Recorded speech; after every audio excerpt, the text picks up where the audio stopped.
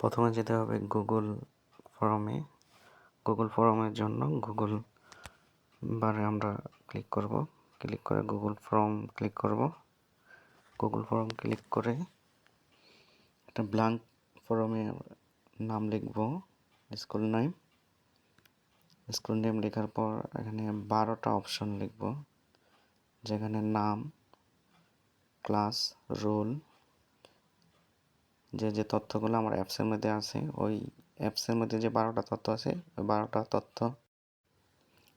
12টি তথ্য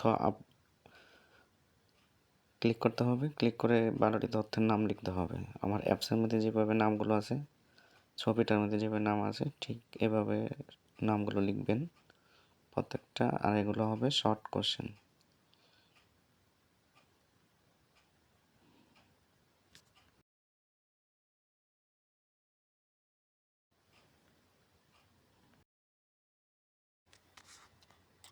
বারোটি তথ্য ক্লিক করার পর এন্ট্রি করার পর আমরা যাব পাবলিশড, ডান কোণায় উপরে পাবলিশডে ক্লিক করে এটা ম্যানেজ করে দেব। ম্যানেজ হবে এভরিওয়ান, এটা রেস্ট্রিক্টেড থাকবে, এটা হবে এভরিওয়ান উইথ লিঙ্ক।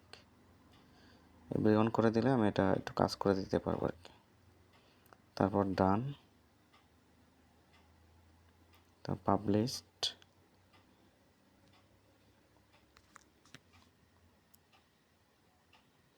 এটা কপি করা যাবে না। এখানে যে উপরে 3টা ডট আছে ওটাতে ক্লিক করবো। এখন আবার ক্লিক করে ফিল ফর্ম করব।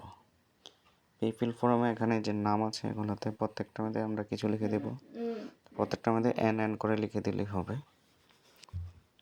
প্রত্যেকটা এন করে লিখতে হবে, কোনোটা গ্যাপ রাখা যাবে না, প্রত্যেকটাই ফিল আপ করতে হবে। প্রত্যেকটা ফিল আপ করে দেব। প্রত্যেকটা এন অথবা এ আপনি যেটা ভালো মনে করেন সেটা লিখে দেবেন।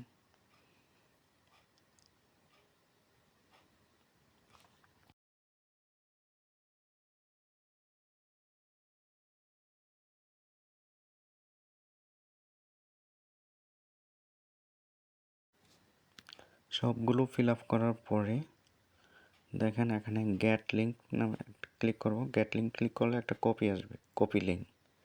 এই কপি লিঙ্ক করার পর এখানে পেস্ট করে আমার কাছে এটা পেস্ট করে দিবেন।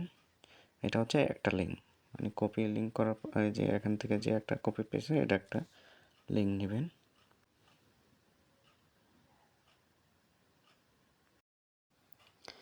পিফিল থেকে আমরা যে একটা কপি পেয়েছি ওই কপিটা উপরে বারে ক্লিক করার পর এখানে চলে আসবে রেসপন্স।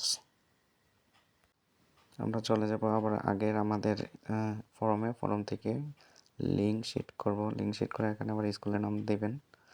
স্কুলের নাম দেওয়ার পরে এখানে আমরা একটা কপি পাব। যখন এক্সেল শিট হবে, এক্সেল শিটের বাম পাশে ঠিক বাম পাশে একটা ফাইল, এখানে ক্লিক করার পর চলে আসবেন শেয়ার দিলে হবে পাবলিশ টু ওয়েব করার পর ইনটাইটেল ডকুমেন্ট তারপর হবে কমা সেপারেট ভ্যালু উপরেরটা। তারপর আমরা পাবলিশ করে দেব। পাবলিশ করলে ওকে করার পর এখানে একটা লিঙ্ক আসবে, যে CSV, লাস্টে CSV লেখাটা থাকবে। এটা কপি, 2টা কপি আমার কাছে পাঠিয়ে দিতে হবে। 2টা কপি পাঠিয়ে দিলে